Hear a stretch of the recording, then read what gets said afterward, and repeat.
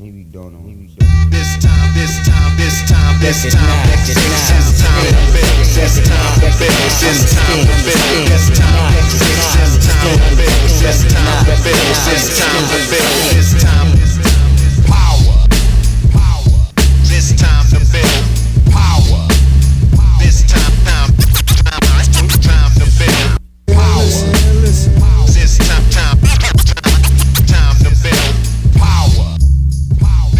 What's up, everybody? I am your host, Chris Hampton. Welcome to episode 28 of the Power Company Podcast, brought to you by PowerCompanyClimbing.com. It's been 12 days since the last episode, which seems like forever, honestly, to me, and I'm sure to you guys too, since you're always messaging me wanting more. But thanks to the patrons who got us over our $100 a month mark from the last episode, you guys are now getting 3 per month, which I'm excited about too, because I've got a ton of these things just sitting and waiting to go out.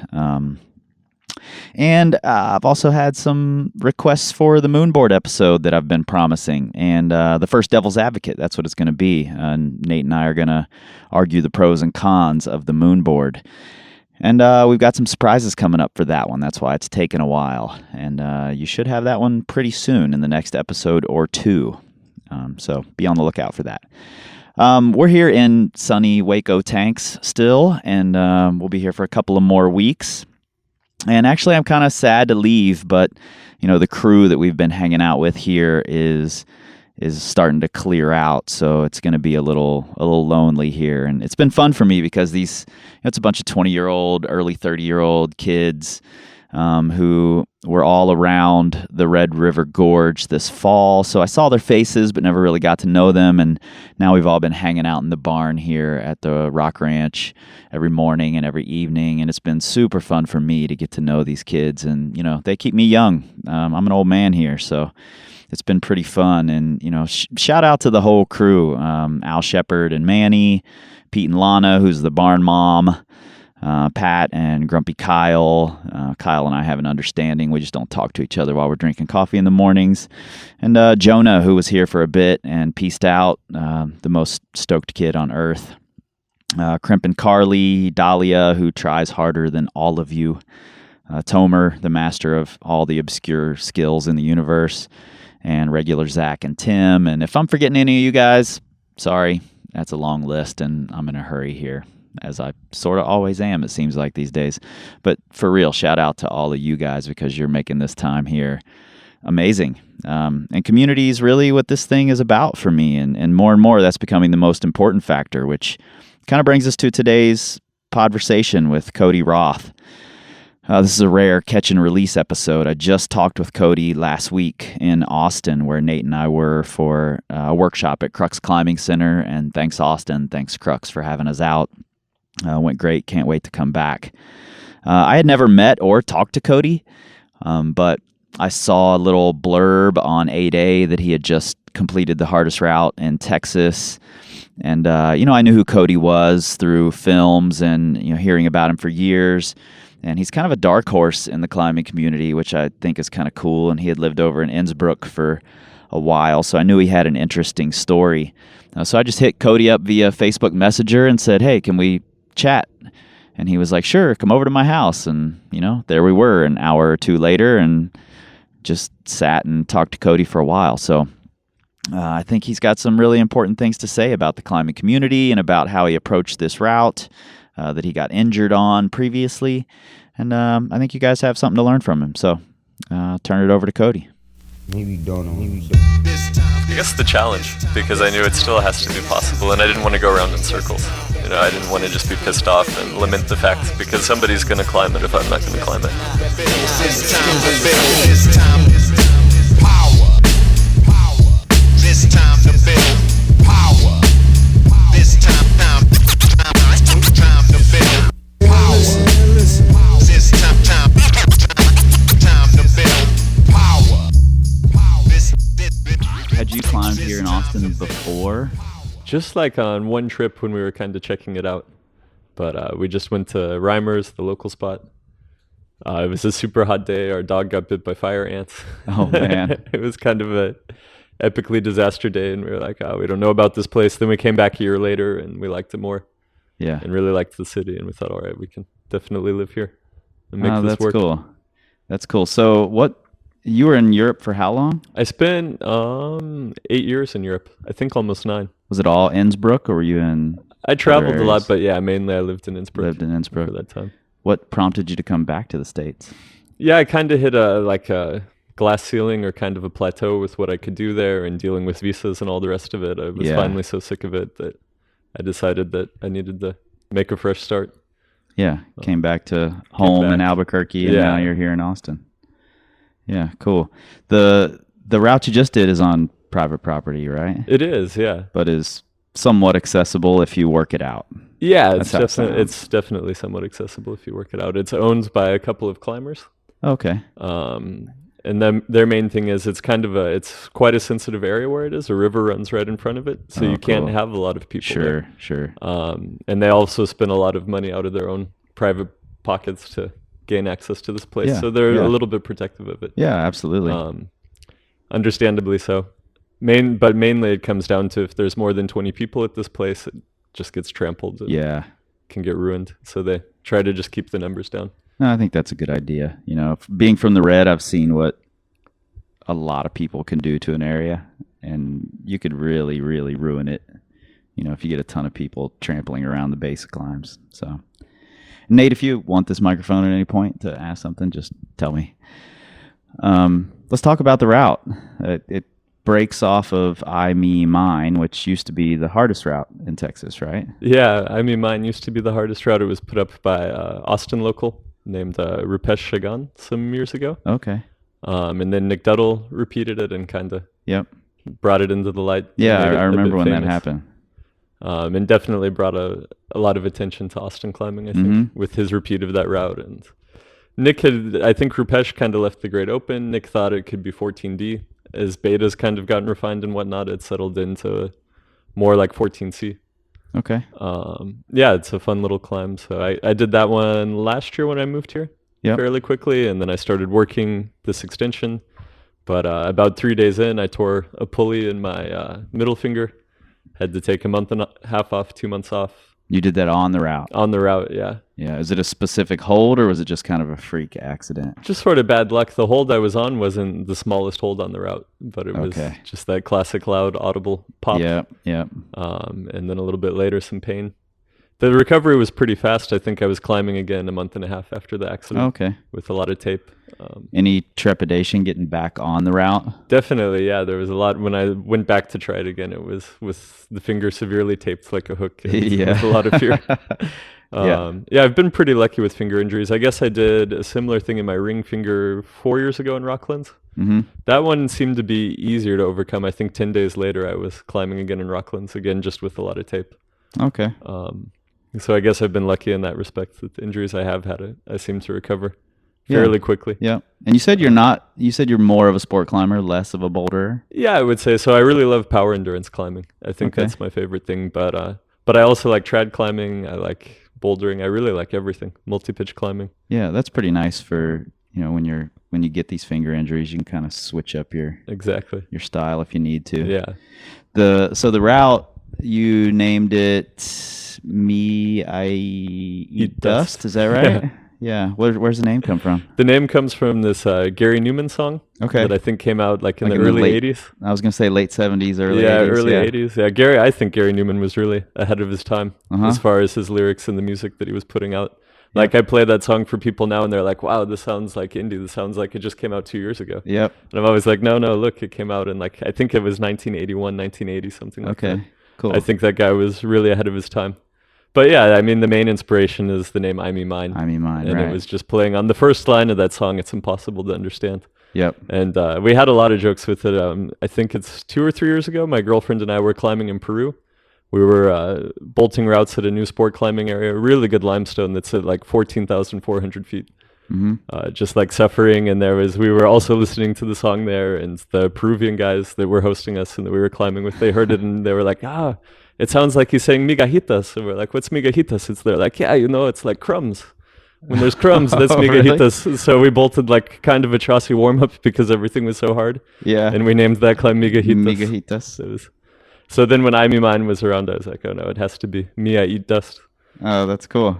Yeah. So yeah, just a lot of funny memories with that song. And Yeah, and I love knowing the story behind names, you know. And it sounds like this one was a journey for you too, so yeah, I think the name definitely has to put a mean lot of time something. into it. It's by no means the most beautiful thing I've climbed, but Sure. definitely the most challenging thing I've climbed Mhm. as far as the movement. I wouldn't say it's my perfect style, but it definitely suits me.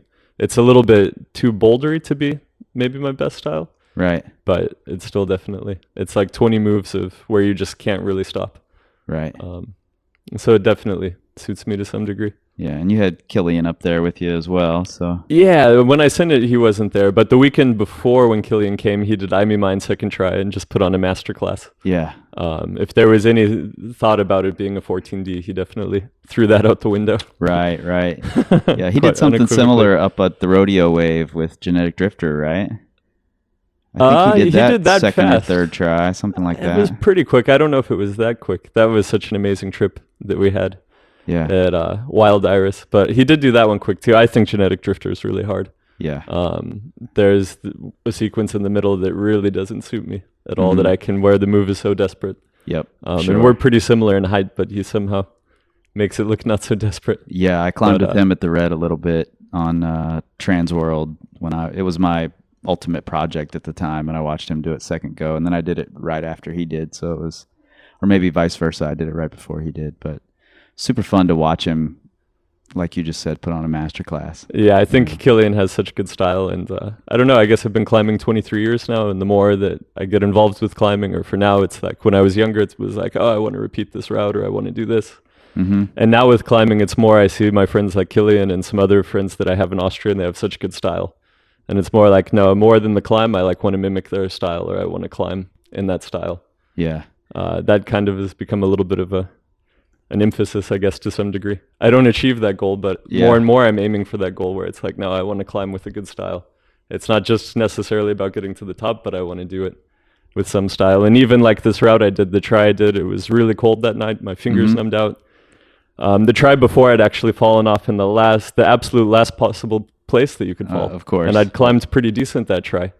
I was happy with how I was climbing, and my second try was definitely more fatigued, and it just became a boxing match Really? where my foot slipped in a place where it really pissed me off. Yep. And even like the last couple of days, I'm like, man, maybe I want to climb it again just because I know I can do it with go better back and do it style. in better style. Yeah. I probably won't, but it's still a little bit in the back of my mind. When you went to Innsbruck initially, was it because those guys there are such good climbers? Is that did you go there just to learn that style? Yeah, definitely. I mean, at that time, I wasn't thinking so much about style, but I was thinking about like the most optimal place to live. I was 19 when I went to Innsbruck, and that particular year, I was a finalist at one of the lead climbing World Cups, and that's what kind of gave me traction and kept me there. Okay. So like the first 3 months that I was there, I slept on Killian's floor. Cool. Yeah, I was And wondering his, like- about your competition history since you weren't much of a boulderer, you said. Yeah. So you were doing mostly lead climbing. I was, yeah. I Okay. grew up doing the junior competitions. I think Okay. in 2001, I was junior North American champion. Before that, I took, I guess, second place at a couple junior national events. Okay. I think at World Youth Championships, my best result was maybe also 5th or 6th place. And then that particular year, I moved on to competing in the adult category, and I had kind of early success. Yeah. In some ways, in retrospect, I think I kind of wish my success would have come a little bit later, because it really came out of nowhere, and it was hard to grasp, you know? When I went into that competition, I had no expectation of making the finals. Sure. I was like, man, if I can just be top 20, if I can be 15, how cool is that? And then all of a sudden I climbed, and even leading up to that finals round in the semifinal, I like barely made the cut for semis. I was like maybe 24th place, and I think they took 25 guys. So I was second out to climb on the semis, and I just had a really high point. And then I watched all of these like heroes like Francois Petit, Christian Brun, all these guys that I Yeah. really looked up to, and they were falling lower than me. I was just like pinching my skin and thinking, no, this isn't happening. This Yeah. isn't happening. And then by the time the semis were over, I was like in 6th or 7th place. They took 8 people into finals. I think they still take 8 people into finals Wow. now. Yeah, and then I had to like get it together and get over those jitters to climb in the Yeah. final with the huge, loud crowd. Yeah, and you just mentioned that you kind of weren't ready for that level of success at that point. And that's kind of what made me want to talk to you today. You know, when I read some comments you made on your new route, Me I Eat Dust, and on 8A, I think is where I read them. They had a little write-up on there. And you mentioned that you're climbing better now than you ever have, and you're 33 now. And then in your 20s, you just didn't take it as seriously. Is that something you wish you would have done? Like you wish you would have, one of those, I wish I would have known then what I know now? In some ways, kind of definitely. things? There's moments where I think that. Sure. I mean, I was really disciplined up until I got to Austria, basically. And I think that was a part of it, too. Through my younger years, I put so much effort into climbing. Right. And, you know, I'm kind of self-taught, self-trained. I grew up in an isolated place, being that I was in New Mexico and not a massive scene there, you know. Like Yeah. Colorado was just to the north of us. Yep. You know, Boulder's about 6 hours north of where I grew up. So it was always like at the beginning with the junior competitions, I was the only kid coming from New Mexico. And like my family would have to make all of these sacrifices and drive me like 6 hours, 7 hours, 8 hours to compete. Right. Taking like time off of work on the Friday, pulling Yeah. me out of school. It was really cool, all of the For support a they totally gave me. non-mainstream sport. I mean, I Yeah. really had to convince them at the beginning. They were reluctant, but then they saw how much it Yep. meant to me and they started. And then once they saw that I did have some potential and some talent, they started to then support me and make the necessary sacrifices. Yeah. But, That's nice to have. That's important. Yeah, I mean, I still feel guilty about it today, all of the effort that they invested. It definitely wasn't easy, you know. They didn't drive fancy cars. There Sure. were a lot of things that they sacrificed Yep. so that I could climb. My grandmother as well. It was I think that that's whole what part of the family. parents and grandparents do. you Yeah. know? It's more about what makes the kid happy than anything else. So it's nice that you've found a life in it still. Yeah, you know? definitely. And so, yeah, through that period, like I had ridiculous discipline where my dad's a swim coach. So I grew up swimming as a kid. Uh-huh. And swimming was a big part of my training. I typically swim 2 to 3 days a week. Yep. And I was living at a higher elevation, and I found that really helped my recovery a ton with competitions. Just having that base aerobic Right. level of fitness. Sure. And I invested a ton of time into climbing too. Like a lot of people think that I'm some natural talent. Sometimes even my friends or people who don't know me well, they're like, yeah, you're just a freak or you have this natural talent. And I don't really see it that way. I'm a big believer of like Malcolm Gladwell and a lot of what he says in Outliers, where Yep. based on a lot of his research, he feels like you need 10,000 hours before he basically just doesn't believe in the idea of a natural talent. And I tend to Right. agree with that. I Right. think that you do have to put in the time. And what's cool is once you get to that level of 10,000 hours or just a ton of effort that you've put in, you don't really lose that level. Right. Like the years that I lived in Austria, I got into free ride snowboarding quite a bit as well. And sometimes I'd take like 6 weeks off of climbing or 7 weeks off of climbing and just put all my energy into snowboarding. And typically when I would come back after 6 or 7 weeks off, after a day of messing around, going out cragging, I could onside 13B again. Right. And then maybe like that kind of base level, once you put in that time, you just don't really lose it. Yeah, totally. I think if you work hard and, like you just said, build up to a certain base level, it comes back so fast, you know. And some research says that it's good to step away for those short breaks, you know, the 4 to 6 weeks breaks now and then. So Yeah, at different times, it definitely helps my motivation and helps me Yeah. not get injured. yeah, I think And that's whatnot. huge, being motivated. And you have to do what you're psyched on, you know. You have to do what's making you happy at the time. So I think that's a smart play to move away and do something else you're stoked on. Yeah. But no, like looking back at that time, I mean, Innsbruck was really great for my human development. It was amazing. Yeah. But it was just like such a social scene in a way. Maybe it was a little bit overwhelming. Like, I don't think I was quite mature enough for like what I was taking on. Like, if I look back on it, I still think it's crazy that I was like 20 years old and Yeah. renting my own apartment, working jobs under the table, like Yep. just living like hand to mouth completely on the minimum. If I look back at it, I'm like, I can't believe I Yeah. did that. It worked. But just And- loving it. but You're just there 'cause loving you it, love yeah. But yeah, and I used the word partying, I think, on 8A when they asked me some questions. And it was Yep. more, it's not that I was like, it's just more that I was into socializing, you know? Sure. So I'd be psyched on going to a concert and then hanging out with friends until 3 in the morning. I'd want to do everything. And I think that was, maybe it's just part of learning in a way. But like, I didn't Totally. realize, okay, I thought that I could do everything. And then as you start to get into your late 20s, your late 30s, you're like, okay, no, I do have to prioritize a little bit. And Yeah. So what I are do- those priorities? What are you changing now that you think is different? I mean, now what's really nice is I have a really structured way of living. For the last 3 years, I've been working full time as an errata rope access trainer. Okay. So basically what that means is I train, for the most part, tradespeople. how to work on ropes. So it's like a really safe 2-rope system. It's an international association and an international accreditation. And yeah, so typically for the last years, the way my work's worked is I do 26 courses a year, 26 weeks of work, and then the rest of the time I have free. That's nice. So you're half year on, half year off. Yeah, I mean, technically it's a full-time job, and Right. I'm paid as if I'm a full-time worker, but really I have half of the year to climb Oh man, and that's do what I nice. want to do. But it also requires me to be a little bit focused. I live Sure. in Austin and my work's in Houston. Mm-hmm. So when I'm in Houston, you know, a typical day for me starts by waking up at 6 o'clock, getting the training center ready, working until 4 o'clock, trying to beat traffic to get to the gym in Houston to do a training session. Yep. If traffic's heinous or if I don't get there, luckily where our training center is, there's a CrossFit gym right next door. And they've been really good neighbors. So I don't do CrossFit, but I'll go in there and I'll use their rowing machine and I'll row 10 kilometers. Yeah. Or, yeah, the last year and a half, I've been doing quite a bit of rowing, where typically on a week in Houston, I'll row 20 kilometers in the week. Mm-hmm. Normally 2 times a week, I'll row 10 Ks. They've got a pegboard there as well. And then I've got a hangboard that I have with me. So some weeks I'll be so busy that I won't make it to the gym. But if I can't make it to the gym, I just make sure that I keep my body active. Yeah, and you've got your training set up that you can do. Whether you Yeah, make it and or I'm always not. tweaking it a little bit. Yeah, I'm not real regimented in my training, but I just try to look at the projects that I'm doing and try to Sure. figure out, okay, what am I lacking? Mm-hmm. And then, like with this project, I Me Mine, I was definitely lacking a little bit of finger strength. So just doing a little bit to maintain the finger strength, just doing enough to maintain some power endurance. Yeah.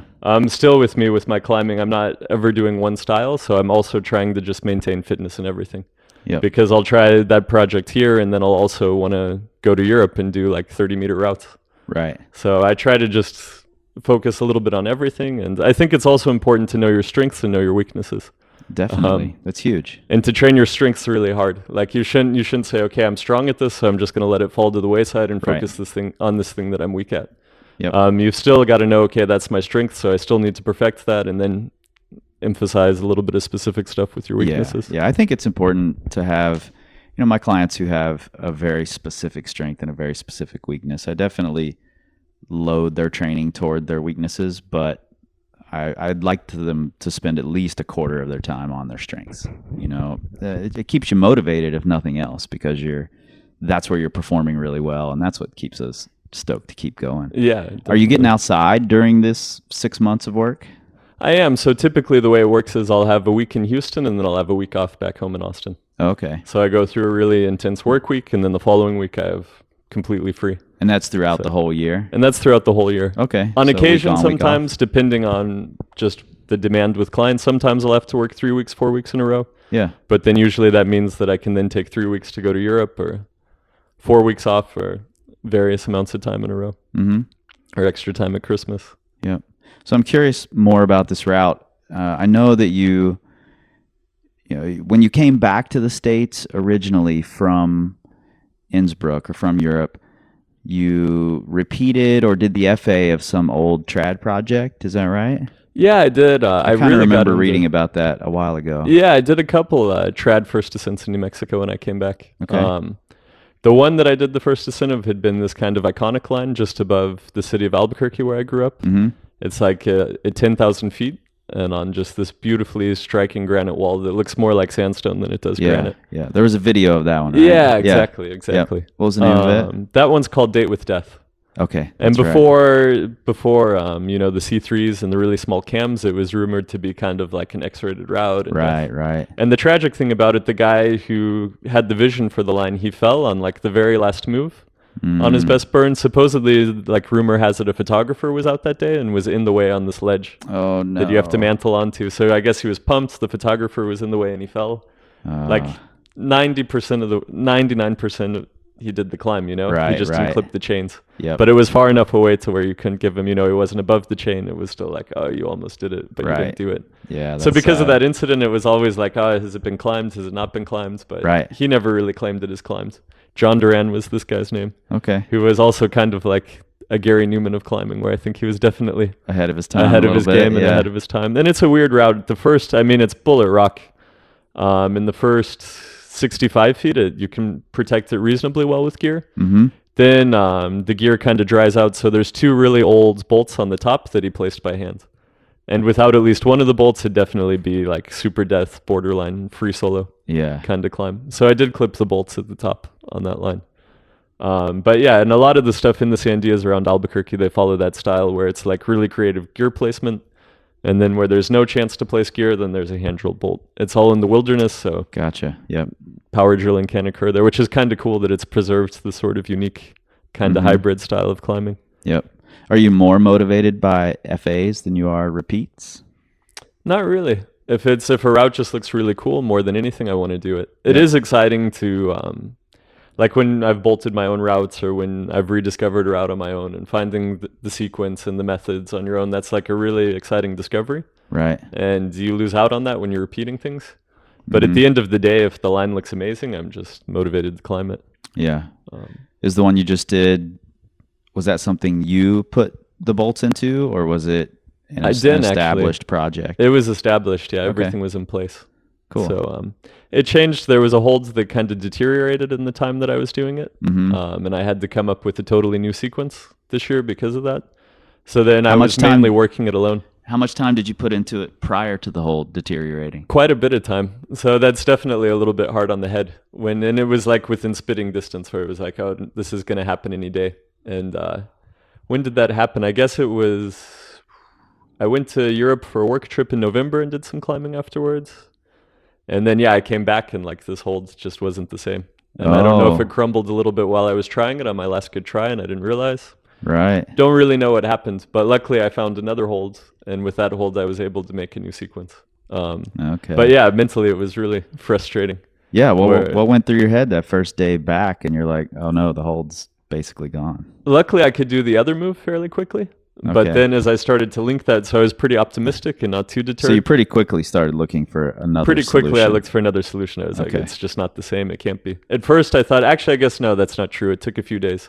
Initially I thought that I was just weaker. And then the more I looked at it, I was like, no, that hold's just not the same hold. And then from there I did find another hold. At first I was quite optimistic. I thought, oh, it's not going to change a thing. But then as I started to try to link the movement, I realized that it was quite a drastic change and that it was definitely like kind of going back to the drawing board. Yeah. You kind of glossed right over that. It took a couple of days, but I think that's pretty important because in the span of a couple of days, I mean, some people haven't even spent a couple of days on a route ever in their life, you know, and walking up to something you've put work into, getting to the move and all of a sudden something's different, something's changed. A lot of people just bail right then and there, you know, like, I can't do it anymore, you know, and just be pissed off and angry. So what kept you coming back for a couple of days to keep trying something you could do previously and now all of a sudden couldn't do? I guess the challenge, because I knew it still has to be possible, and I didn't want to go around in circles. Yeah. You know, I didn't want to just be pissed off and limit the fact, because somebody's going to climb it if I'm not going to climb it. So I thought, I might as well put all of my effort into it. I started to try it. What was cool about that was I got a little bit burned out on the route, and so I started to try some of the other harder lines on the cliff, and I had success on those. And then, I kind of took my foot off the gas, but it actually really benefited me. I started trying some other lines on the cliff, and for a while I was like totally focused just on that line. So after that happened, I still put a lot of energy into it and I wasn't seeing progress.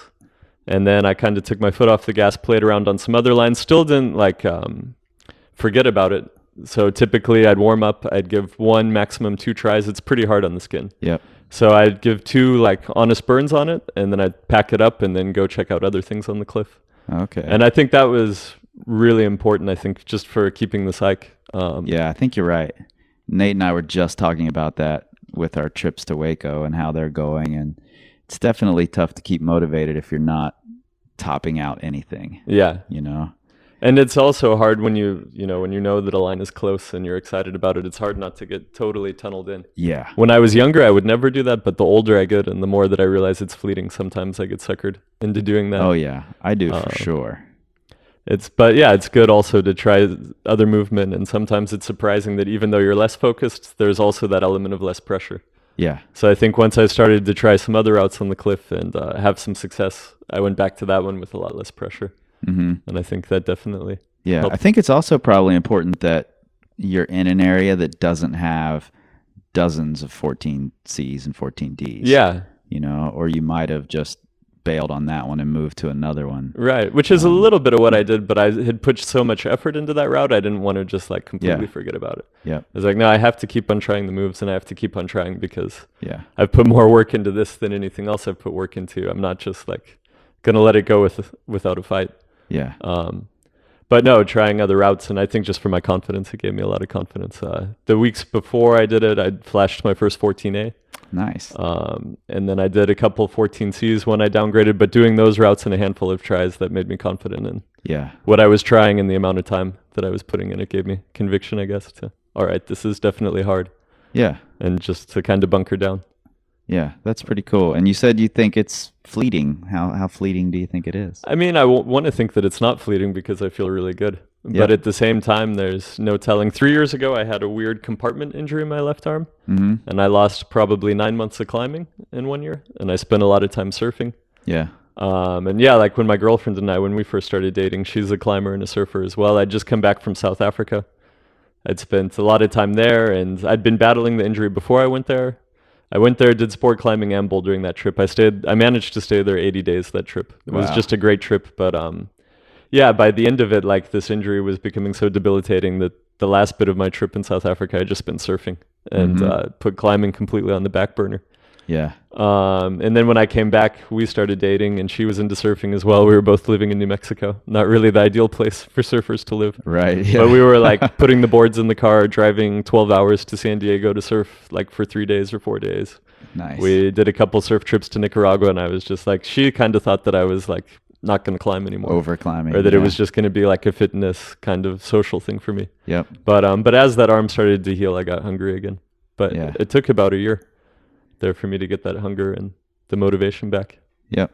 So I think it's easy to believe that as we get older, that it is fleeting, you know, and maybe that's a good thing. Maybe that puts a little bit of pressure on us. And I think you sort of alluded to that in the 8A write-up. And, you know, I sort of feel the same thing as a 40-plus-year-old climber who's really just discovered bouldering. I feel like, and I've said this multiple times over the last few weeks, that I feel like I need to learn to boulder hard while I still can, you know, and, you know, I wish I would have tried to boulder this way in my 20s or in my early 30s, but the fact is I feel like I'm still getting better, you know, and you're climbing better than you ever have. So maybe it's not as fleeting as you think, you know, but maybe that pressure's good. Yeah, I think it is good. I mean, I see a lot of examples to where I think that it's not fleeting. Yeah. Like one of my best friends back in Innsbruck, he's 42 now, and like just last year he quietly freed the Muir Wall. Yeah. And he's like doing some of his best sport climbing. He's still in 14C climbing shape. Yeah. Doing tons of stuff, and he's 42 and looks just as fit as he did when we were climbing together when he was the age that I am now. Right. So yeah, I see in Arnaud Petit, there's a lot of people. Stevie Haston, who's The Yuji Hirayamas. Yeah. There's definitely where I think climbing can continue on. The hard thing with climbing, I think, is the power. A sport like surfing, I can see doing that well into my 70s. Definitely. And but again, it's like much more a style sport and a technique sport. Whereas climbing, you do have that raw power and that risk of injury and all the rest of it. Are you feeling like I know BJ has bumped up against this in Lander, where he feels like he's done most of the hard things and he's having a hard time searching things out. And you're going to be here in Austin for another 4 or 5 years, you said, something like that? Yeah, no telling at this point. Are you feeling like you've bumped up against some sort of glass ceiling here? There's still enough projects near here that I don't feel quite that way. Okay. But 4 to 5 years, if I continue with the vein of form that I have at the moment, I could maybe start to feel that way. Yeah. We do have Mexico not too far away. Okay. But still, it's a 6-hour drive. There's also some stuff in West Texas that's kind of unexplored along the Pecos River. Yeah. Actually, and closer in San Antonio, there's also some climbing that I haven't checked out. Oh, really? It's also on private property and also somewhat access challenging, potentially. Make you have to work for it. Yeah. So I think there's enough that I can stay entertained. The big thing that's new for me here is that it's so warm here. I've never lived in a place so warm. Right. So your season is a little bit short. We do have really good deep water soloing in the summer, but the last years there's been so much water here that it's all been underwater. Yeah. So like this last summer was definitely a little bit grim for me. I spent so much time in the gym. I just like put my head down and did a ton of work, took on as much work as I could so that I could have free time in the winter. Yeah. And just plugged away at the gym. Yeah, you've kind of taken the a different path, I think, than most of the the accomplished sport climbers in America, and you're certainly in this, climbing at around the same level that they are. Do you like that sort of underdog, dark horse feel? Is Yeah, that I something think I you do. enjoy? Yeah, it's comfortable for me because I've Yeah. always been the dark horse. You Yeah. know, I was the kid from New Mexico competing in Colorado. Yep. And then I was the kid from New Mexico sleeping in a tent competing at a World Cup. Right. With a really, really small budget. So yeah, I've always been used to being the dark horse. Mm-hmm. The one thing that is really nice now for me is that I have this job that gives me a really nice income that Yeah. there's no pressure like to climb well. Mhm. That's whereas in the past, all of my money was from sponsorship, from route setting. There was like this constant pressure to have a personality, to have success, to do all of this stuff. And now what I really like is I feel no pressure at all. Like tomorrow I can have no sponsors and it doesn't change anything. Right. I'm still going to own this house that I own. I'm still going to have work. And Yeah. it's nice to have value outside of climbing that I've really grown to appreciate the last 3 years. Yeah, definitely. When you were dirtbagging around Europe and doing these World Cups, in your head, did getting a career and getting a job and having that structured life, did that seem like the death of climbing? Yeah, I wasn't sure. I was living so much in the moment that I just kind of felt like I wasn't going to live past 30. Yeah. And then suddenly you get to 28, 29, 30, and you're like, oh man, I guess I am maybe going to be around for a while. Yeah. So yeah, I think I was living so much in the moment that I was just trying to put it off. But then once I hit around 28, 29, then reality kind of sets in. Yeah. And and you realize that you maybe do have to start planning for your future. Yeah, and I don't think it's, honestly, I don't think it's all that different when you're a dirtbag and you're making it all work and making it happen. You're just this resourceful human as it is, so that when you have a career and a structure, you just become that same resourceful person and make your situation work. Yeah, exactly. I'm thinking about it because there's so many kids staying at the Rock Ranch, and they're all just, living the dirtbag life right now, which is super fun to watch. I'm 20 years older than almost all of them, so it's super fun to watch. But I think they all think about getting a career as like the death of their climbing life, and I don't think it's that way at all. And I think you're right in the midst of proving that, which is pretty cool to see. Yeah, I think you just have to find something that works for you. Yeah. And be creative. Yep. Again, I think what you touched on with having resourcefulness, climbing definitely teaches you how to be resourceful. Yeah, definitely. And how to not be wasteful. So there's definitely a lot of skills that you can learn there that you can apply to so many other things and still find a balance. Yep. So you said you're maybe going to head back to Europe. That's the ultimate plan eventually? Maybe I could see moving back there at some point. We'll see how things develop in the coming years. But I definitely do love Europe. I could definitely see myself living in Slovenia or Croatia or even Sardinia, the island of Sardinia I really love. Is that where Stevie is? Stevie's in Malta. Malta, that's that also right. looks That's like right. a really cool island. Yeah. I haven't been there. It's definitely on my list. Yeah, it looks amazing, man. And again, the opposite path. You're not headed to Spain to live the sport climbing life. Spain's a little too crowded, I think, for my taste. And I want to live in a place. Sardinia really would be ideal. I want to live in a place where I can surf and climb. Yeah. And my girlfriend and I, we've done a couple trips there climbing and surfing. We've just had such a great time there. So cool. And if I can make everything work out, I hope that maybe 5 years' time or so, that could maybe be a place that we'll be living. Yeah, and I'm sure there are projects there waiting to get done. So. Endless. I mean, Sardinia is such a magical place. It's kind of like, I kind of describe it as the Wyoming of Europe. Yeah. Like if you stuck Wyoming in the middle of the Mediterranean, that's kind of Sardinia. There's way more open space there than other parts of Europe. Really? It's not at all overpopulated. It's just such a gorgeous place. Wow. And I really love the fact that there's so much open space there and endless amounts of like climbing in uncrowded places, surfing in uncrowded places. Yeah. A good climate, nice people. Cool. Nate, you have any questions, any thoughts? It seems like you've had a bunch of like kind of big transitions in your life between like different types of climbing and also just where you've lived, either like New Mexico or Europe and now Austin. Do you feel like there's been any big constants that have helped you kind of stay grounded through all that? Yeah, I guess so. Definitely the friends that I've had in each of these cities have been really important. Like the community I had in Innsbruck, it was so good for my development. There were so many good people supporting me there and who had my back. Yeah, like just too many to count. And Innsbruck taught me a lot about community. There's a lot of really good things within the culture there that were really valuable to learn. You know, in Innsbruck, if somebody has a good day and they send the crag, rather than everybody saying, "Oh, we're not worthy, come to the bar and we'll buy you a bunch of beers." In Innsbruck, it's more the attitude is, "No, you had a good day, so you're going to buy everybody else beers," because like you're like trying to pass on your good fortune. It's more the attitude is, "Oh, I was really fortunate, so the beers are on me. Thanks for supporting me. We can like celebrate that," you know? Like learning that side of things, I think that was really important for my development.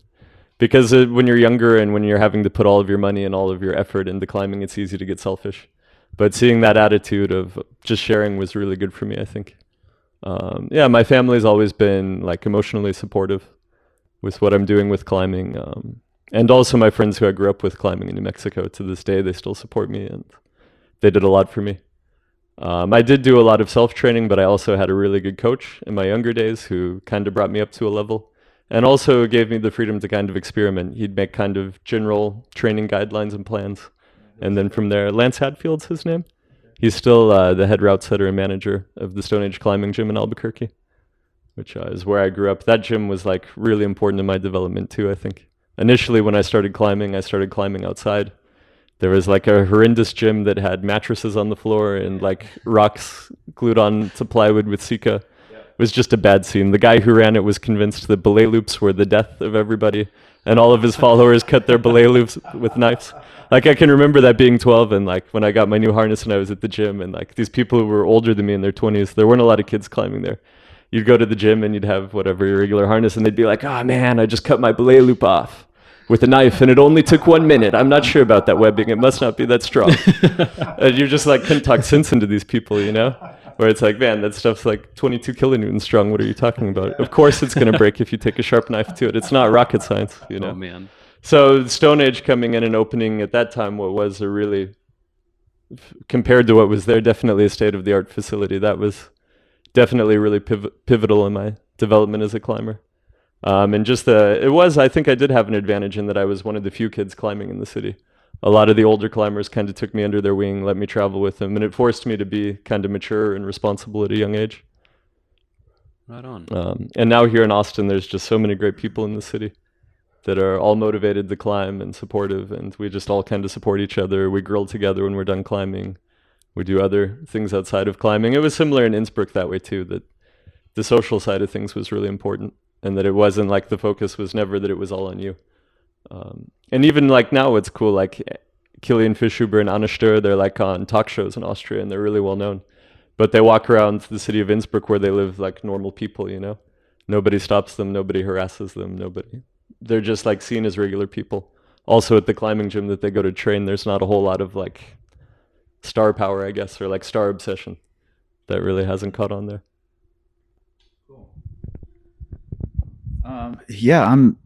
I think that was a great question, Nate, and I'm stoked that that's your answer, like that the community played such a huge part in it, because that's something we've really tried to focus on, you know, in building the power company. And, you know, we just think the community is the most important part of it. And I mean, I just hit you up via Facebook Messenger like 3 hours ago and you were like, "Yeah, come to my house, you know, let's talk." I think that's one of the coolest things about this community. Yeah, I love that about climbing. And when you travel, you see a similar thing. Like that trip we did to Peru, I saw a few photos on the internet. Yeah. Figured out who'd posted the photos, figured out his email address, wrote him a message, and he was like, "Oh yeah, I'll pick you up at the airport." I was like, "Cool, I'll bring like 200 bolts." Yeah, and totally. We'll bolt what we can bolt and we'll leave him. And he picked us up at the airport and like it was amazing. Yeah. And even this for Christmas, New Year's this year, we went climbing on mainland Greece. Mm-hmm. And like the climbing scene on mainland Greece is like what the climbing scene was in Albuquerque in the 1990s.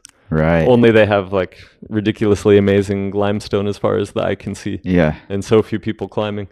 But like a similar thing where we got in touch with a guy who was a developer and bolting routes there. And he was just a super cool dude. He worked as an engineer and he's like, "Unfortunately, I have a lot of work this week." We like arranged at a cafe where we would meet and he wanted to give us a guide. And so we're hanging out at the cafe, and he's like, "Oh, because I can't go climbing with you, I've got to pay your food bill." No, you can't pay for your food here. He's like, "And here's your guide." Like that side of climbing, I love so much, where there's that side of it that still exists. And like as long as I climb, I want to contribute in that same way. I want to support younger climbers the same way I was supported. Yeah, I want to try and be, I don't know, a little bit of a role model that way. Yeah, that's a good way to do it. I think it's a hugely widespread but really tight knit community. I think that's really cool, and it's having people like you who were mentored that way and then giving back. I think that's gonna keep it going. So let's hope. Yeah, I'm blown away at how many people are climbing now. Just in the 23 years that I've been involved with it, just in actually like in the last 5 years. Yeah. We're definitely going to have some challenges with that. Of course, a lot of good is going to come out of that too. Yep. I really hope that also sponsored climbers and people who are pursuing it professionally, that it's going to put more money in their pockets, because I think compared to with as popular as climbing's getting, I think it's kind of a travesty that for the most part, so many talented people are so underpaid. You compare to a sport like surfing. Like the top surfers making 5.5 million, the top competition surfers making $5.5 million a year. Right. And for sure, surfing's bigger than climbing, but is it that much bigger? Right. Like there's such a... Yeah. Hard to say. I agree. I hope that a lot more money makes it to the best athletes. They're the ones who inspire everyone else and keep everybody else motivated to go out. And, I think they deserve it. And just like in every other sport. So... And I hope as well with the associations that they'll be able to get more funding. Another tragedy I see with like the development of climbing in America, a country like Austria, a country like France, basically every European country, Holland included, which doesn't even have a single rock in the country. They have a sports council, that's supported by the government. So then as a sport like climbing becomes recognized, they can then draw money from the sport council. Yeah. So what that means is the kids who have talent, like none of it's coming out of their parents' pockets. Right. If they go to the World Championships in China or wherever it is, like the federation is covering those costs. Yeah. It's meaning that the most talented people are getting the opportunity rather than just the people who have money. Mm-hmm. And I think in America, that's going to be a big challenge with climbing right now. Gym memberships are getting ridiculously expensive. Yep. And then for anybody who has talent, like it takes such sacrifice. And I think a lot of talent is probably getting overlooked or turning to other sports because there's just not the support. Yeah, I think you're right. And I think that maybe the dirt bagging life saves that for the outdoor climber, but that doesn't necessarily work in America for the competition climber. Right. And also just for developing the best possible talent. Even if it's rock climbing, it's still not the easiest thing to pursue or the cheapest thing. But if there is more money coming in, hopefully, that can also help climbers who are looking to climb outside. Also, like in Austria and even in Greece, for that matter, like the local tourist councils and whatnot are giving money for bolts and paying like people who bolt routes to go bolt routes. Like if you're good at bolting routes, you can kind of turn that into like a side income. There's also a lot of development that way, which I think is also good that it supports the people who are contributing so much to the sport. Yeah, I think we've got a lot to learn over here. So hopefully we do. Yeah, knock on wood. Hopefully the added, what's the word I'm looking for here? The added attention that it's getting turns it into something positive. So yeah, let's hope. I'm optimistic. Yeah. Well, man, thanks for inviting us in and letting us just crash your house here. So anytime. I appreciate it. Yeah, no, I enjoy your podcast. Thanks, man. Your rap music. I also wanted to ask you, so you started off as like an off-width climber. Yeah, and invested totally. a lot of your trad climbing, and now your main focus is bouldering? Right now, I think it is. Yeah, I definitely went the sport climbing direction for a while. And ultimately, my goal was to build my skills for trad climbing. I wanted to do big, long climbs, and I feel like right now is the time I need to be bouldering while I can, like I said earlier, and I'll eventually parlay all that over into trad climbing again. Yeah, and living in Lander, you're gonna have the winds and a lot of I'm so stoked to get into the winds. Fun things to pursue. And there's a lot of guys around there who are getting more and more stoked on trad climbing, so yeah, I'm psyched to get out with those guys for sure. Yeah, that's a cool evolution. Yeah, you'll have to come up and we'll go. I love we'll go into the climbing. winds. It won't take much. Yeah. Awesome, man. Love to. Well, thanks. A pleasure. Thank you so much.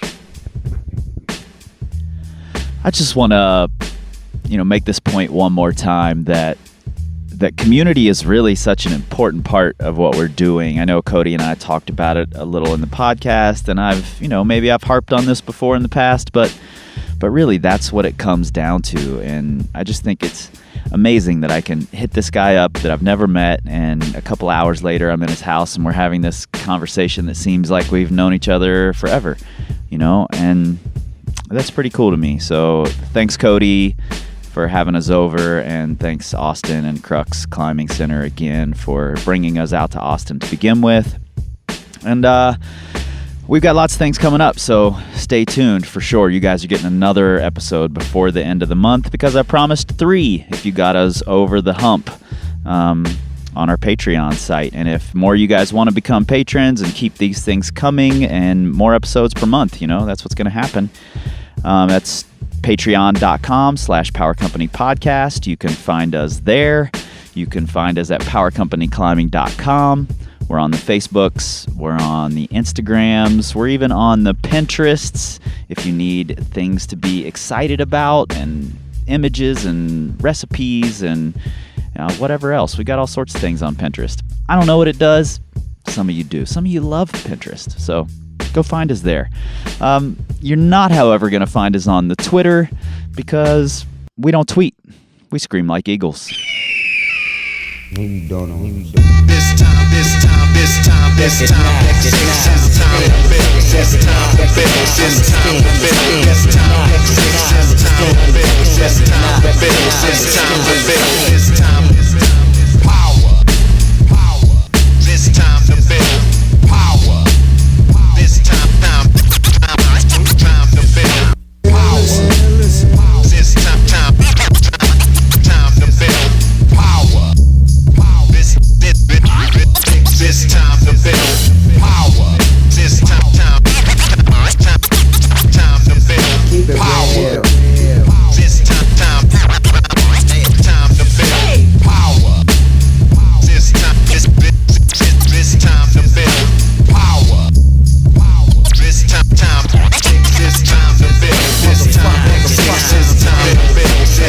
This time